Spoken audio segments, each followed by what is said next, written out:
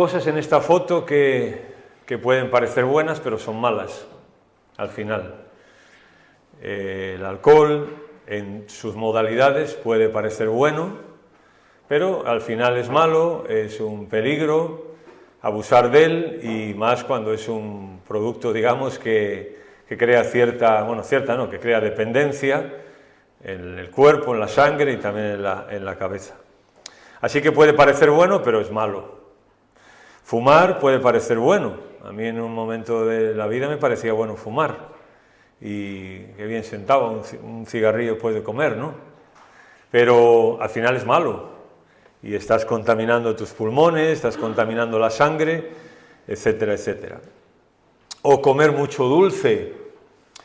Puede parecer bueno, pero al final te puede dar diabetes, o puedes ponerte hermoso.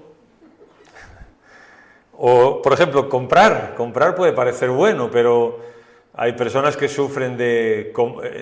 tiene un nombre, no me acuerdo ahora cómo se llama. ¿Solo eso, así se llama? Comprador o compradora.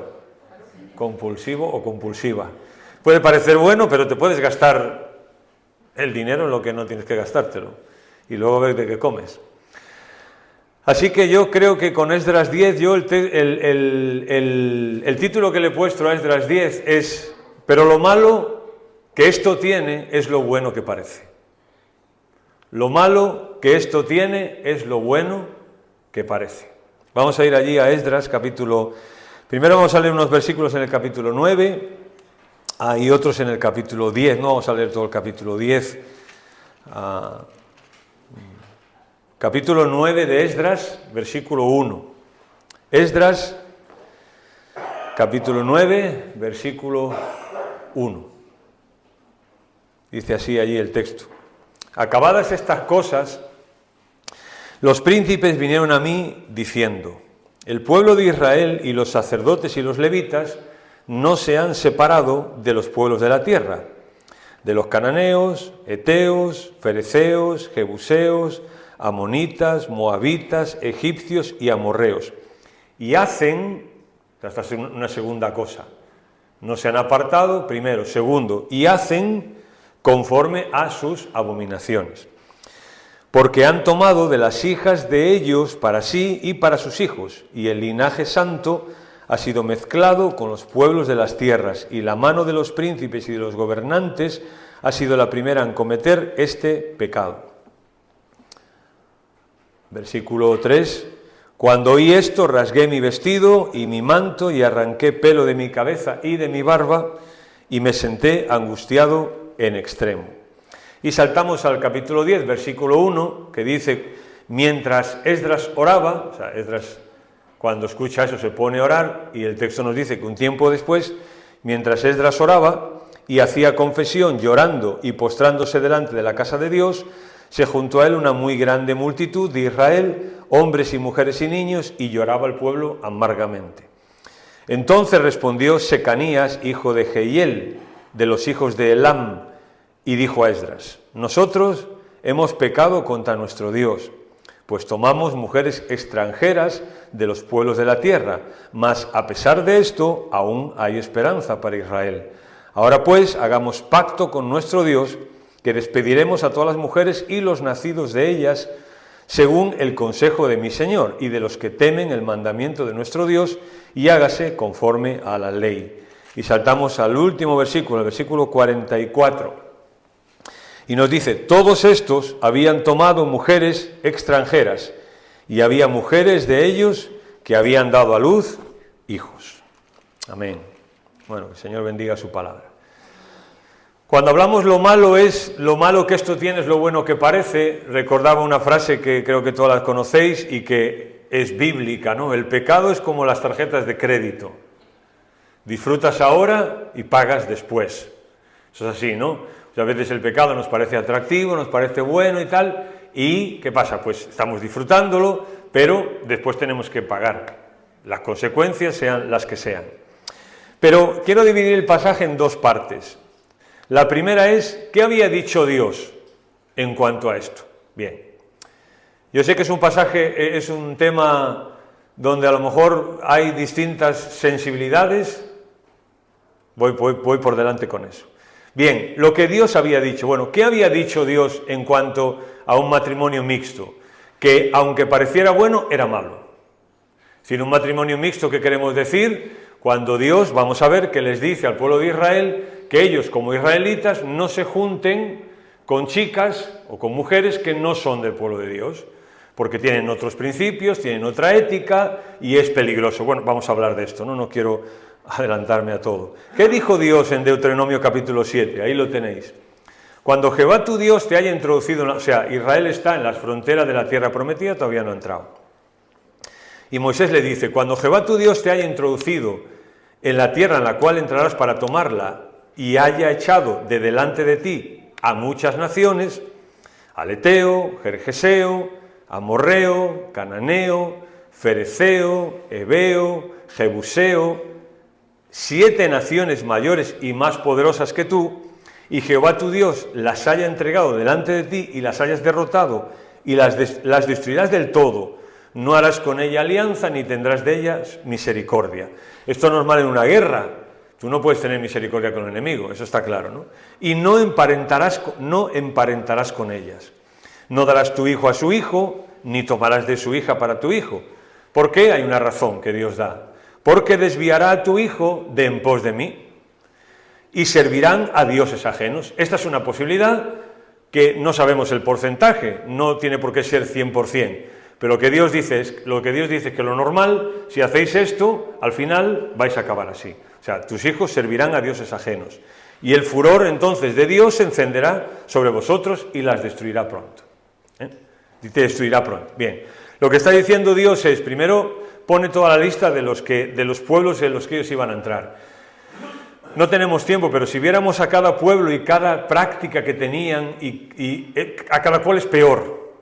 Y Dios lo que está diciendo es, si tú le das a una hija a ellos, o tomas una hija de ellos para tu hijo o para tu hija, al final esas prácticas corréis el peligro de que al final tu hijo o tu hija termine haciendo lo mismo que esta persona. Y vosotros sois el pueblo de Dios. ¿Me explico? Bien. Ahora, para entender el libro de Malaquías y lo que aquí está ocurriendo, que es algo excepcional por donde lo veamos, tenemos que explicar varias cosas. Primera, según Malaquías, el fondo del problema era que los judíos se habían divorciado de sus mujeres y se habían casado con otras mujeres más ricas y atractivas. O sea, el problema el contexto del pasaje de Esdras 9 y 10 no solamente es un matrimonio mixto, sino el divorcio. Lo podéis ver en el libro de Malaquías. Malaquías escribe justo todavía cuando Esdras son contemporáneos. Entonces Malaquías lo que dice es que el problema era que ellos, como los del pueblo de Dios, se habían divorciado de sus mujeres, como él dice allí Malaquías, de la mujer de tu juventud, y se habían casado con otras chicas. O sea, había dos problemas, ¿no?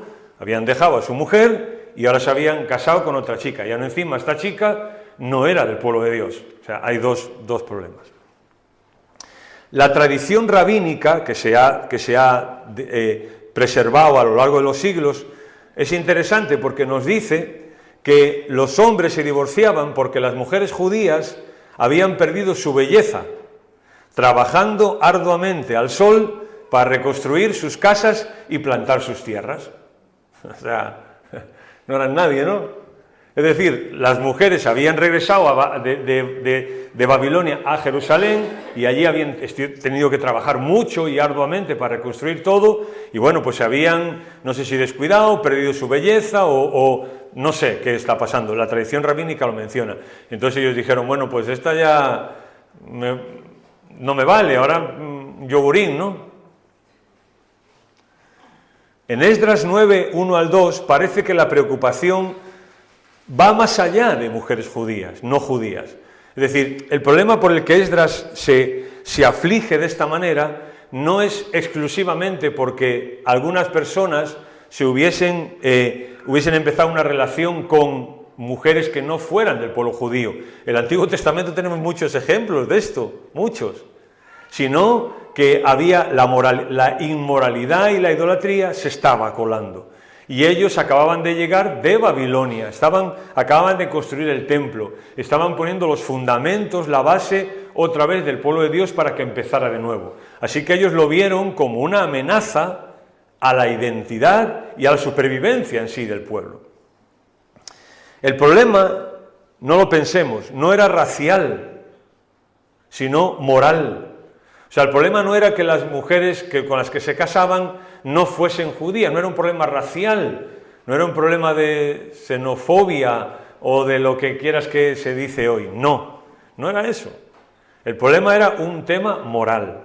O sea, tú no puedes, no debes, mejor dicho, casarte con una chica que no tiene tus mismos principios y que no ama a Dios como tú, ¿no? Bien, y aún encima, pero es que aún encima has dejado a la que tenías. Así que lo que Malaquías nos informa es que no solo era un tema de matrimonios mixtos, sino también de divorcio, que es algo que Malaquías dice definitivamente y rotundamente que Dios repudia o que Dios no le agrada o que Dios rechaza. Y allí Malaquías va a decir que, por lo cual, un pacto, tú hiciste un pacto con esa persona delante de Dios y no lo puedes borrar, ahora lo vamos a ver. Así que lo que vemos aquí, todos los comentaristas concuerdan, es que en Esdras capítulo 9 y 10 lo que vemos es unas medidas desesperadas en un momento especial. En un momento especial. Esto que vemos aquí no lo vemos en ninguna otra parte de la Biblia, en ninguna otra parte.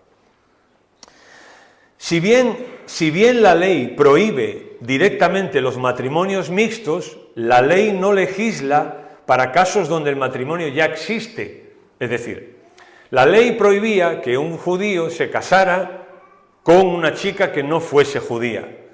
Pero si ese judío se casaba con esa chica y estaban casados ya, la ley no legislaba nada en cuanto a eso. O sea, la ley no te decía, bueno, pues ahora te divorcias de ella o te separas de ella. No decía nada de eso la ley, no lo decía. O sea, eso se protege. Bien. La ley entonces no recomienda el divorcio o la anulación. Seguimos.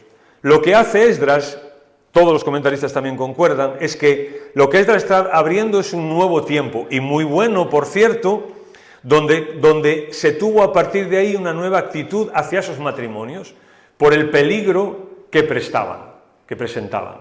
Es decir, la tradición incluso nos habla de que a partir de Esdras, el pueblo de Israel con esto se puso las pilas, o intentó ponerse las pilas en el sentido de decir, bueno, a partir de ahora nosotros no podemos estar obrando como antes. Y se empezó a hacer mucho énfasis en que el pueblo no se juntaran con otras personas que no eran del pueblo de Dios ni que amaban a Dios como ellos. O sea, esto es una cosa atestiguada.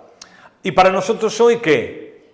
Para nosotros hoy, bueno, como iglesia, con el Antiguo y el Nuevo Testamento ya, ellos no lo tenían. Nosotros sí, y tenemos todo ya completo. ¿Qué podemos decir en cuanto a esto? Para nosotros que ya tenemos la Biblia entera. Primero, matrimonio mixto está prohibido por Dios. Dios sabe lo que dice. Y esto para los jóvenes, ¿no?, que estáis aquí, para los que luego lo escuchen, hacerle caso al Señor. Si el Señor dice que esto puede perjudicaros y puede traeros problemas, hacerle caso al Señor.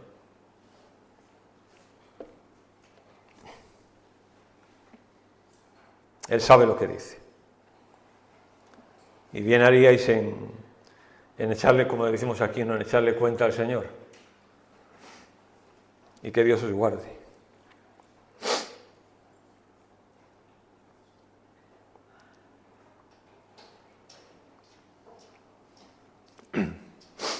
Segundo, si hay ya matrimonio, el divorcio está prohibido. Vamos a Malaquías, el último libro del Nuevo Testamento.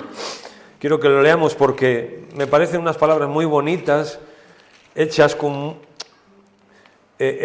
Malaquías 2, hechas con tacto, pero con contundencia también, y son muy gráficas, muy gráficas. Malaquías 2, 10 al 17. Malaquías 2:10 dice: ¿no tenemos todos un mismo Padre? ¿No nos ha creado un mismo Dios? ¿Por qué pues nos portamos deslealmente el uno con el otro, profanando el pacto de nuestros padres? prevaricó Judá, y en Israel y en Jerusalén se ha cometido abominación, porque Judá ha profanado el santuario de Jehová, que él amó, y se casó con la hija de un Dios extraño. Jehová cortará de las tiendas de Jacob al hombre que hiciere esto, al que vela y al que responde, y al que ofrece ofrenda a Jehová de los ejércitos. Y esta vez haréis cubrir el altar de Jehová de lágrimas, de llantos y de clamor, así que no miraré más a la ofrenda para aceptarla con gusto de vuestra mano. Mas diréis, bueno, Señor, ¿por qué? ¿Por qué esta actitud y estas palabras de tu parte, Señor? Porque Jehová ha atestiguado entre ti y la mujer de tu juventud, contra la cual has sido desleal, siendo ella tu compañera y la mujer de tu pacto. ¿No hizo él uno, habiendo en él abundancia de espíritu? ¿Y por qué uno? Porque buscaba una descendencia para Dios. Guardaos pues en vuestro espíritu, y no seáis desleales para con la mujer de vuestra juventud, porque Jehová Dios de Israel ha dicho que él aborrece el repudio, y al que cubre de iniquidad su vestido, dijo Jehová de los ejércitos, guardaos pues en vuestro espíritu, y no seáis desleales. Es decir, aquí Dios le está diciendo, ¿no?, que ellos han hecho un pacto delante de Dios con una persona en su juventud. Dice su juventud porque lo normal es que dos personas se casen cuando son jóvenes, y antes, en aquel entonces, pues todavía más. Hoy sabemos que ya se casan a partir de los... Si se casan con 30 años ya se casan jóvenes hoy, ¿no? Pero antes se casaban con 18, 19. Y Dios dice, tú has hecho un pacto con esa persona, y tú no puedes ser desleal a ese pacto. ¿Por qué? Porque Dios dice, y Jesús también lo dijo, ¿no? En el principio no fue así. Dios hizo una persona, ¿no?, para vivir con la otra, ¿no? O sea, Dios los juntó y tienen que ser una sola carne. Bien, así que esto lo descartamos. Para nosotros también, si ya está hecho el matrimonio, ¿qué dice, por ejemplo, el Nuevo Testamento? Que ganar al otro para Cristo. Eso es lo que dice. Por ejemplo, tanto Pablo, no lo vamos a leer, ¿no? Tanto Pedro como Pablo, lo que vienen diciendo es que si dos personas conocen, o sea, se casan, y ahora una conoce al Señor, ¿no?, y la otra no, pues ¿qué tiene que hacer esa persona que conoce al Señor y que vive con una persona que no conoce al Señor? Pues Pablo dice, no se separe de ella, no. Lo que tiene que hacer es, con su testimonio y con su forma de vida, ganarla para Cristo. ¿Por qué? Porque esa persona, aunque estuviera en el Señor o no, hizo un pacto. Y el pacto que tú haces con una persona en el matrimonio vale delante de Dios, sea que tú seas creyente o no, porque tú estás dando, el matrimonio es una institución de Dios, no es un invento nuestro. Y como una institución de Dios, Dios está respetando el pacto que tú has hecho con esa persona. Por tanto, lo que Pablo dice, no te separes para nada. O sea, tú vive con esa persona y gánala para el Señor con tu conducta. Dice, pero si el otro persiste en no quedarse contigo, dice Pablo, pues a libertad nos ha llamado el Señor. Es decir, ponemos los dos casos, ¿no? Imaginemos una persona que se llevan casados un tiempo y una conoce al Señor, y la otra le hace la vida imposible hasta el momento en que le dice, mira, yo contigo no quiero vivir, porque no comparto, no sé, ponerle vosotros las palabras que querráis. Pues ¿qué pasa? Pues esa persona cristiana, Pablo dice, a libertad nos ha llamado el Señor, tú no puedes vivir en esclavitud tampoco. Pero el propósito del Señor, ¿cuál es?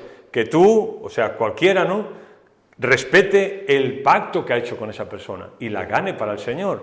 Vamos a ver, es lógico, ¿no? Si tú a esa persona la quieres y te has enamorado de esa persona y te has casado con esa persona porque la quieres, si ahora tú conoces al Señor, ¿no? Estoy diciendo tú, como...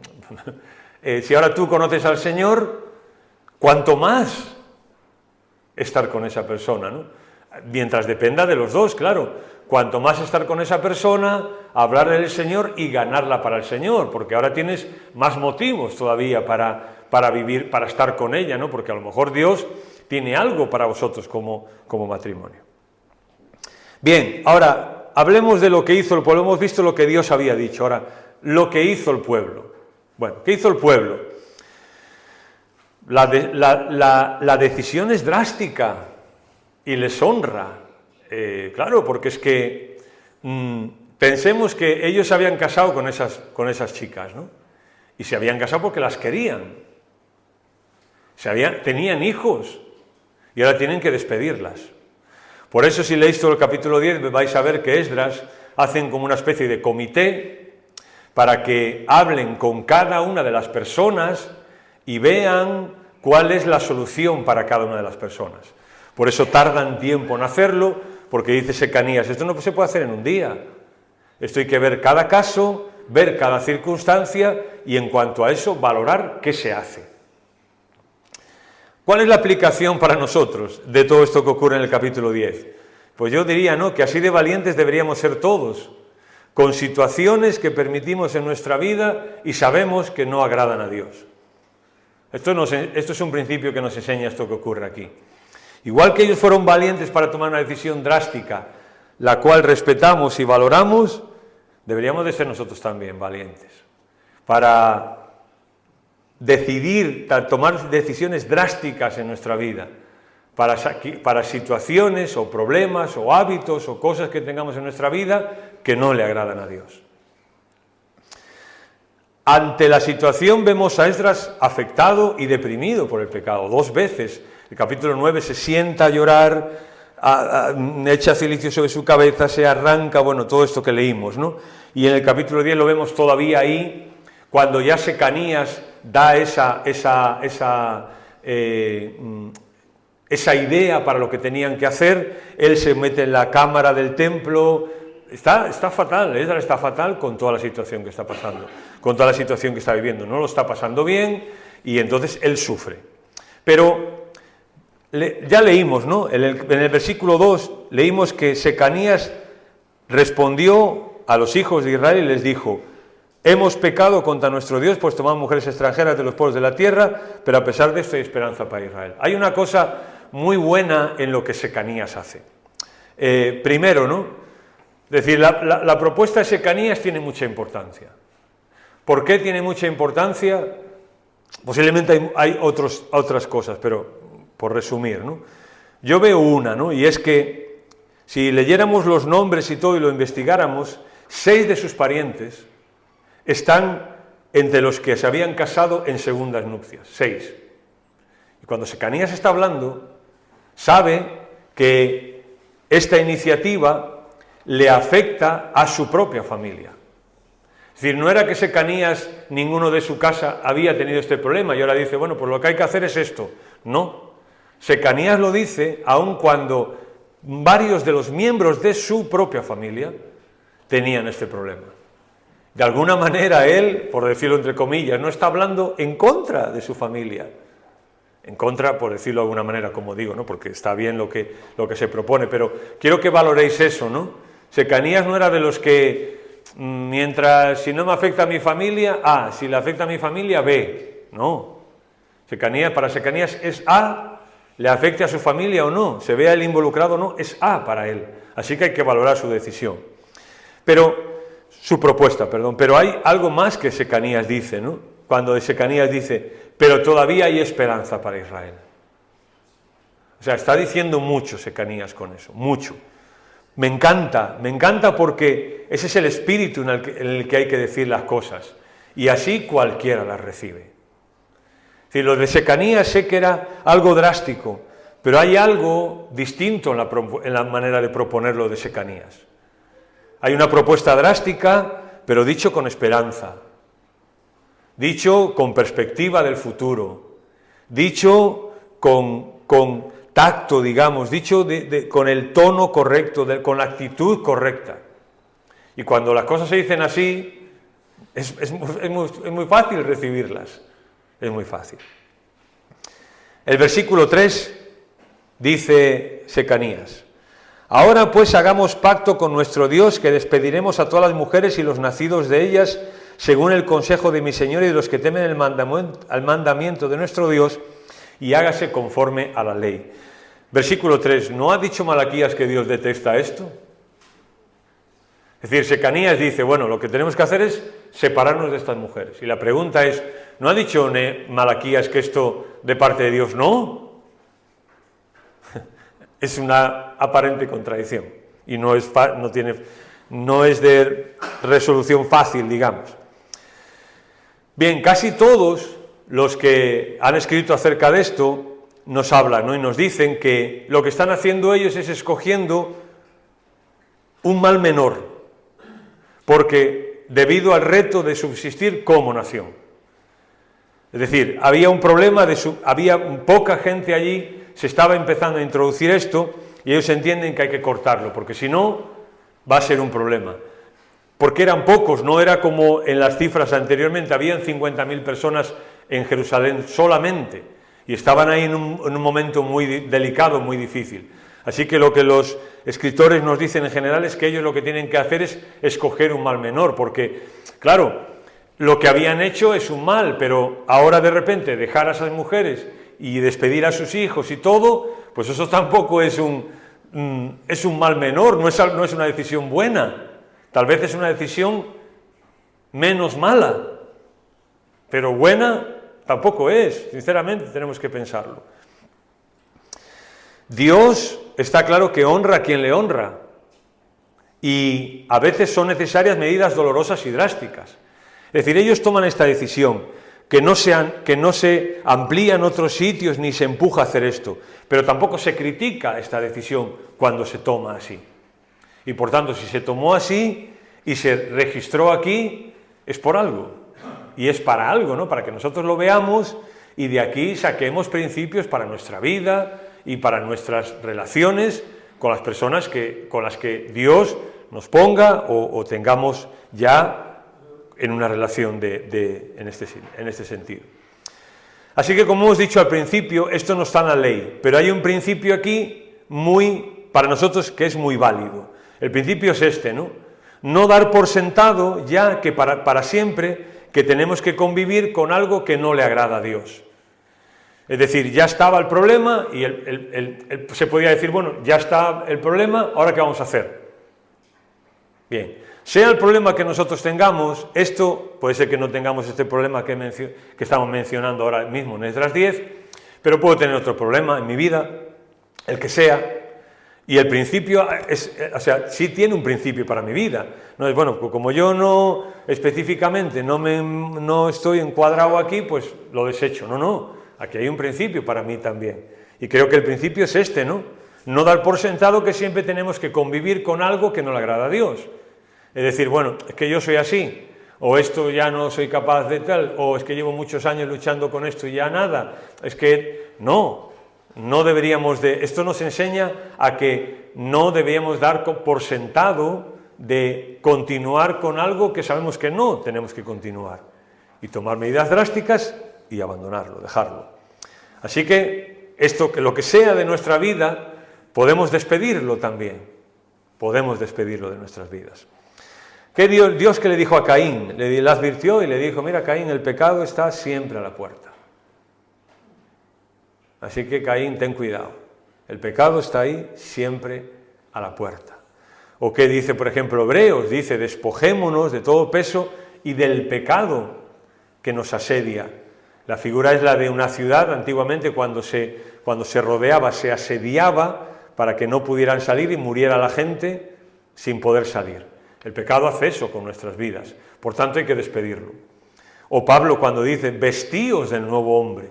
Antes menciona una serie de cosas de las cuales tenemos que despojarnos, y luego dice, pero ahora vestíos del nuevo hombre.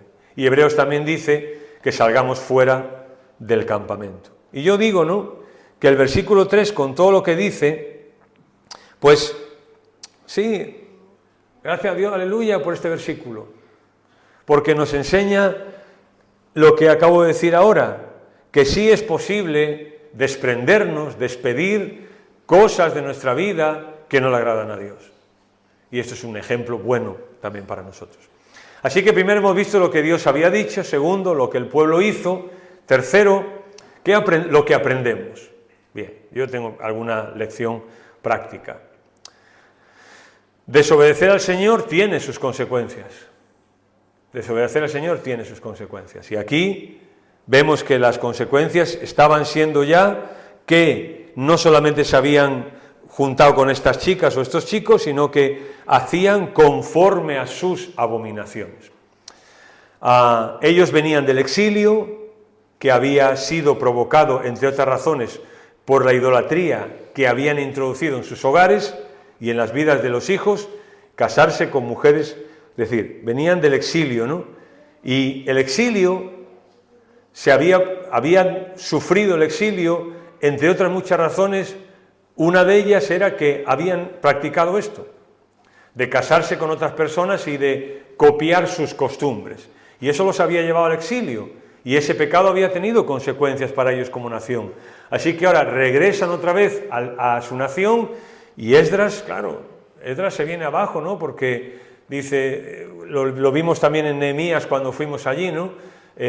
Bueno, Señor, esto no es normal. ¿Recordáis Nehemías 8 y 9? Señor, esto no es normal, que ahora volvamos a hacer lo mismo.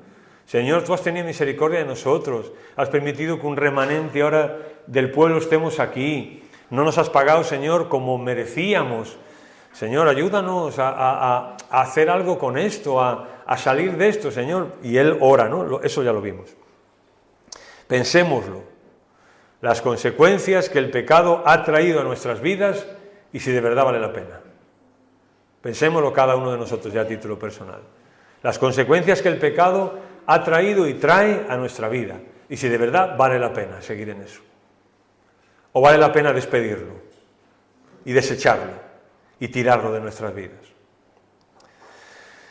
Aquí tenemos otra lista, vergonzosa, pero vergonzosa. Sabéis que Esdras usa varias listas de las personas que regresaron, de los sacerdotes, de los cantores, de los sirvientes, de los porteros, de los levitas, de cada familia que regresó, etcétera, etcétera. ¿No? Y son listas muy bonitas que ya vimos, pero aquí en el capítulo 10 hay una lista, pero vergonzosa, porque a quien se va a mencionar son a esas familias, concretamente por nombres, que habían hecho esto. Es vergonzosa, aunque necesaria. Es vergonzosa, aunque necesaria. Y allí cuando vimos las listas dijimos que Dios tiene todo el derecho a, cuando hacemos algo bien, decirnos bien, y tiene todo el derecho a que cuando hacemos algo mal, decirnos mal. Y en las otras listas de Esdras Dios está diciendo, bien por estas familias por lo que hicieron. Y aquí en esta lista Dios está diciendo, mal por estas familias y lo que hicieron. Pero como dice Secanías, todavía hay esperanza para Israel. Bien. ¿A quién le gustaría que sus pecados estuviesen en un libro para que cualquiera los pudiese leer? A nadie, ¿verdad? ¿A quién le gustaría que ahora... A ninguno nos gustaría. ¿No nos gustaría, verdad, que estuviéramos en una lista así? Pues la hay. Pues hay una lista así. Mirad. Porque no hay nada oculto que no haya de ser manifestado, ni escondido que no haya de ser conocido y de salir a la luz. Mirad, Dios habrá de pedirnos cuenta de todos nuestros actos, sean buenos o malos, aunque los hayamos hecho en secreto. O sea que esa lista la hay. O como dice Isaías, pero el Señor de los ejércitos celestiales también dice, llegará el día en que yo sacaré el clavo que parecía firme. Saldrá y caerá al suelo, y todo lo que sostiene se caerá junto a él, yo, el Señor, he hablado. Tremendo versículo también, ¿no? Es decir, hay una lista, y Dios tiene todo el derecho a cuando tú y yo hacemos algo bien, decirnos, bien hecho. Y cuando hacemos algo mal, decirnos, mal hecho. Y nosotros tenemos que tener todo el derecho también a recibir tanto una cosa como la otra. A recibir tanto una cosa como la otra. Y haríamos bien en hacerlo. Versículo 12 es muy sorprendente también en cuanto a las enseñanzas. Dice el versículo 12. Y respondió toda la asamblea y dijeron en alta voz, así se haga conforme a tu palabra. ¿Por qué es sorprendente? De nuevo, porque si tomamos en cuenta muchos de los presentes tenían matrimonios mixtos. Así que aquí no solo es una decisión de Esdras y de las personas que no tenían un problema con esto, sino lo que vemos es que también Las personas que tenían un problema con esto lo reconocieron y dijeron, pues sí, esto está bien también. Igual que Secanías, ¿no? O sea, eran familias, podían haberse excusado, podían haberse dicho, bueno, es que yo no lo sabía, es que yo tal, es que yo cual, es que yo pensaba que, es que yo creía que no sé qué. No, sino ellos dicen, no, si esto es lo que como pueblo decidimos, así se haga, conforme a tu palabra, por supuesto, ¿no? Sin duda ellos amaban a sus esposas y a sus hijos, pero el amor a Dios debe prevalecer sobre todo y sobre todos, siempre. Eso es una enseñanza que vemos aquí, que Jesús también lo pidió para nosotros. Cuando Jesús dijo, el que no me ame a mí más que a su padre, a su madre y a sus hermanos, y todo lo que tienen no es digno de mí. Y estas personas de alguna forma están demostrando que aman a Dios sobre todas las cosas. Y cuando sale a la luz de esto, ellos dicen, pues sí, nosotros hemos hecho esto. Eso es muy bueno, ¿no? Es lo que la Biblia dice cuando habla de reconocer, cuando la Biblia habla de confesar, cuando la Biblia habla de no ocultar las cosas, sino el que dice las cosas y las confiesa prosperará, pero el que las oculta, pues no prosperará. O como canta Marcos Vidal en una de sus canciones. Marcos Vidal en una de sus canciones canta, somos pequeñas llamas, prendidas porque un día fueron traídas a tu luz eterna que nos dio vida. Y dice él, por unos pocos que no amaron sus vidas más que a ti. Unos pocos que no amaron sus vidas más que a ti. Ojalá nosotros, tú y yo, estuviéramos en este pocos. En 1904 hubo un avivamiento en Gales y dice la historia dice que más de 100.000 personas se convirtieron en menos de 6 meses. No sé cuántos habitantes tiene Gales, pero tiene pocos, ¿eh? Bueno, pues en 6 meses se convirtieron más de 100.000 personas. Y es el avivamiento de Gales, no sé si habéis leído o oído hablar algo de esto, del avivamiento de Gales, es muy famoso. Dios usó a un joven galés que se llamaba Evan Roberts, fue la persona que Dios usó para este avivamiento. Casi todos trabajaban en los astilleros, muchos de los que se convirtieron.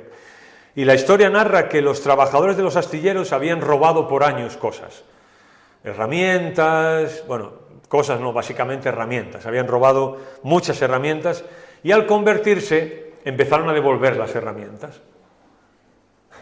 O sea, cuando se convirtieron dijeron, pues hemos hecho mal, esto no puede seguir así. Y al modo de Esdras, se desprendieron de sus herramientas, ¿no? Y las llevaron a la fábrica. Y la historia cuenta que cuando pasaron 2 o 3 días, no había sitio en la fábrica ya para nada. La gente había robado tanto, que ya no se podía ni entrar, o sea, cientos de miles de herramientas de todo tipo y de todo tamaño. Y la historia cuenta que al final la empresa tuvo que poner un cartel en la puerta. Y pusieron un cartel diciendo, si has robado algo, te perdonamos, no lo traigas, quédatelo tú en casa. Eso pasó, ¿no? Quise mencionar esto porque creo que eso es así, ¿no? Ellos se desprendieron de sus herramientas cuando se convirtieron y cuando tuvieron una convicción de esto, ¿no? Y tal vez nosotros no tengamos que desprendernos de una herramienta, pero a lo mejor tenemos que desprendernos de otras cosas. Al final, el final del capítulo 10 resume quiénes fueron los que tuvieron este problema, y son 113 personas. Eran 17 sacerdotes, 10 levitas y del resto del pueblo 86. O sea, los que se mencionan el problema que se habían casado con otras personas eran 113 personas. A ver, comparado con 50.000 que eran, tampoco es tanto, ¿no? El versículo 44, vamos a leerlo. Todos estos habían tomado mujeres extranjeras y había mujeres de ellos que habían dado a luz, hijos. Se acabó el libro. creo que es uno de estos libros de la Biblia que no tiene final. Porque tú acabas leyendo el capítulo y dices, ¿ya? O sea, algo más, ¿no? ¿Qué pasó? ¿Qué hicieron? ¿Qué ocurrió? ¿Qué impacto tuvo? No tiene final. Y algunos comentaristas mencionan que el versículo 44 es como una especie de anticlímax. O sea, esperábamos que el Esdras terminara allá arriba, ¿no? Pues no termina allá arriba. Y dicen ellos, y dice un comentarista, y es un bajón. O sea, cuando acabas leyendo este libro así, te da un bajón. ¿Por qué? Pues pensando en cómo empezó el libro de Esdras y toda la trama. O sea, cómo empezó, hay un rey,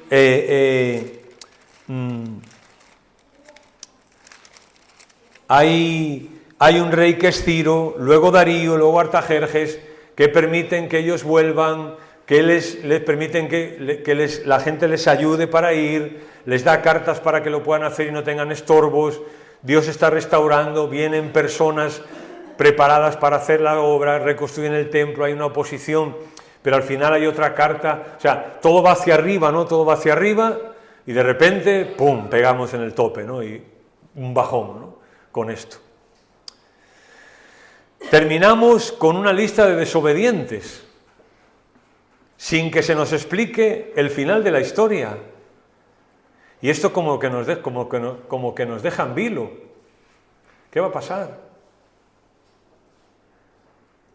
Yo puedo sugerir o puedo pensar que en un libro tan optimista como este, con Esdras, que en un libro que da pie a tanto triunfalismo, al final del libro hay un golpe de realidad. Un golpe de realidad. Pensarlo, no solo este libro, ¿no es el libro de nuestras vidas muchas veces así? Que vamos ahí muy triunfalistas, y de repente nos pegamos el batacazo, y de repente estamos en vilo que no sabemos lo que va a pasar con nosotros, y cómo van a salir las cosas. ¿No es el libro de nuestra vida muchas veces así? Un problema, una enfermedad, una necesidad, un revés, no sé, lo que sea. Esos son golpes de realidad en nuestra vida. Pero el ministerio de Esdras es enseñar la ley y que ella vaya cambiando la vida del pueblo.